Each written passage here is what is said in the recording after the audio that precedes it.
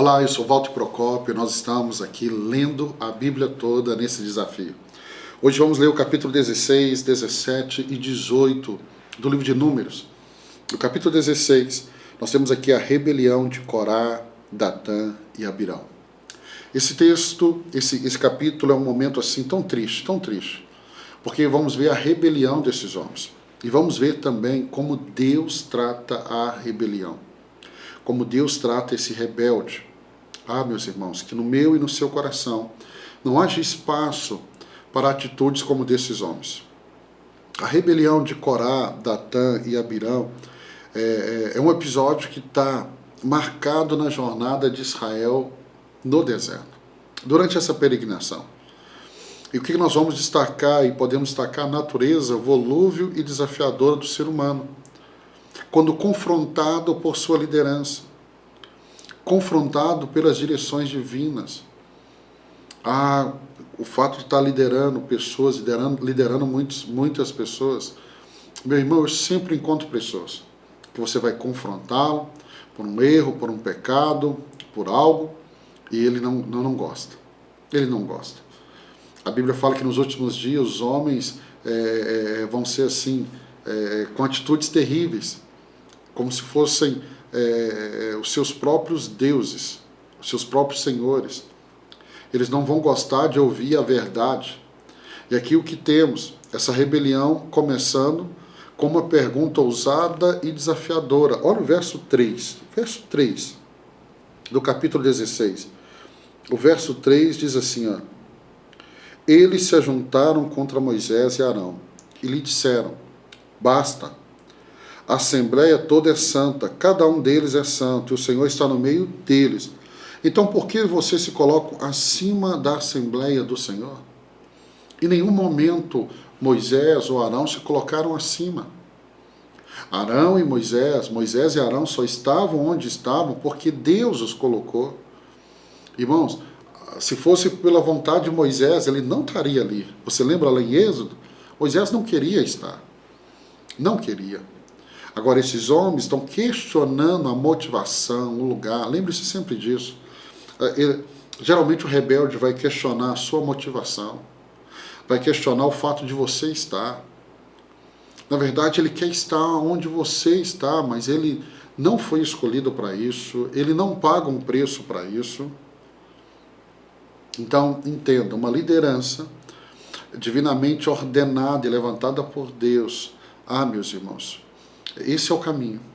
Se Deus levantou, Deus levantou. Se Deus não levantou, Deus não levantou. Então, isso nos mostra também a importância nesse episódio, né, da comunicação adequada. Por quê? Porque eles poderiam ter ido e em vez de se rebelar, conversar, entender. Mas não. Corá aqui e os seus seguidores optaram por uma abordagem pública e desafiadora. Se eles queriam entender, talvez uma dúvida, chama no particular Moisés e Arão, mas no público, eles queriam incendiar o coração, trazer o povo todo do lado deles. E aí o verso 4 ao verso 7. Quando ouviu isso, Moisés prostrou-se com o rosto em terra. Depois disse a Corá e a todos os seus seguidores, pela manhã o Senhor mostrará quem lhe pertence e fará aproximar-se dele, aquele que é santo, o homem a quem ele escolher. Você, Corá e todos os seus seguidores deverão fazer o seguinte, peguem incensários e amanhã coloquem neles fogo, incenso perante o Senhor. Quem o Senhor escolher será um homem consagrado. Basta. Moisés está dizendo assim, olha, vamos deixar Deus fazer essa escolha? E o que vamos ver aqui é o julgamento de Deus. Do verso 8 em diante, nós vamos ver esse julgamento de Deus. O julgamento de Deus. E é tão triste ver o que vai acontecer com esses homens e os seus seguidores. Eu gosto quando a NVI fala de Corá e seus seguidores. Porque tome muito cuidado com quem você está seguindo. Porque talvez você não está seguindo alguém que foi chamado por Deus. Talvez você esteja seguindo alguém que é como Corá, um coração como o dele. E lá no Novo Testamento, esse ato de rebelião vai ser lembrado. Para que eu e você possamos lembrar que esse não é o caminho. E aí, verso 42, quando porém a comunidade se ajuntou contra Moisés e contra Arão, E eles se voltaram para a tenda do encontro. Repetidamente, a nuvem a cobriu e a glória do Senhor apareceu. Então Moisés e Arão foram para a frente da tenda do encontro. E o Senhor disse a Moisés: saia do meio dessa comunidade, para que eu acabe com eles imediatamente. Mas eles se prostraram com o rosto em terra. E Moisés disse a Arão: pega o seu incensário e põe incenso nele, com fogo tirado do altar, e vá depressa até a comunidade, para fazer propiciação por eles, porque saiu grande ira da parte do Senhor, e a praga começou. Arão fez o que Moisés ordenou e correu para o meio da assembleia. A praga já havia começado entre o povo, mas Arão ofereceu incenso e fez propiciação por eles. Arão se pôs entre os mortos e os vivos, e a praga cessou. Olha, Arão, que foi questionado. Agora Arão, debaixo da direção de Moisés, se posiciona entre os mortos e o vivo, para que a praga fosse cessada. Pastor, por que Arão pôde fazer isso? Porque Arão recebeu a autoridade de Deus para isso. Tudo que eu faço fora da autoridade de Deus não vai ter a validação de Deus. Mas quando Deus me chama e Deus me dá autoridade, eu posso fazer. Então nós temos esse momento de rebelião. E aí o que vamos ver agora é o capítulo 17. O capítulo 17, nós vamos ver uma liderança quando é escolhida. É Deus confirmando de forma divina a liderança de Arão. Então, olha que lindo, o capítulo 16 mostra Arão se colocando entre os vivos e os mortos para que a praga cesse. E agora no capítulo 17 começa com a vara de Arão florescendo, uma validação de Deus no seu ministério. Vamos voltar, eu quero usar isso aqui para te ensinar algo. Capítulo 16, Arão corre com o incensário. Arão é um cara obediente. Moisés falou, ele está obedecendo. E ele se coloca entre os mortos e os vivos. Ele arrisca a sua vida. Concorda comigo?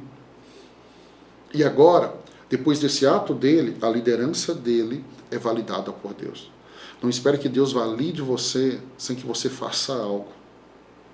A validação, ela vem na vida daqueles que estão fazendo. Então temos a confirmação da liderança aqui. E aqui nós temos o milagre. Qual que é o milagre? A vara de Arão vai florescer. É um ato milagroso. A vara de Arão vai florescer. Né? E aí, do verso 11 ao verso 13, o que nós temos? O povo reconhecendo a vontade de Deus. Que Arão, e assim como Moisés, eles foram estabelecidos por Deus. Arão é o sacerdote. Arão tem autoridade para representar o povo diante de Deus. Então, quando se trata de liderança, meu irmão, deixa Deus. Eu gosto muito de uma frase lá em Provérbios, e nós vamos chegar em Provérbios, que ele diz assim: que seja a boca de outro a te louvar, e não a sua. Porque todas as vezes que eu tenho que falar que eu sou, é porque eu não sou. Mas se Deus te levantou, o próprio Deus vai validar o seu ministério. Vai validar com frutos, com resultado. A palavra que você falar não vai cair por terra. Deixa Deus te validar. E aí nós chegamos no capítulo 18. O capítulo 18, né? O que temos aqui? Os deveres do sacerdote e dos levitas. Né? E o que nós vamos ver aqui? A responsabilidade dos levitas. Mais uma vez, Deus está trazendo para mim e para você um entendimento de quais seriam os deveres dos levitas. Então, verso 1, o Senhor disse a Arão: você, os seus filhos e a família de seu pai serão responsáveis pelas ofensas contra o santuário. Você e os seus filhos serão responsáveis pelas ofensas cometidas no exercício do sacerdócio. Traga também seus irmãos levitas, que pertencem à tribo de seus antepassados, para se reunir a você e ajudarem quando você e seus filhos ministrarem perante a tenda que guarda as tábuas da aliança.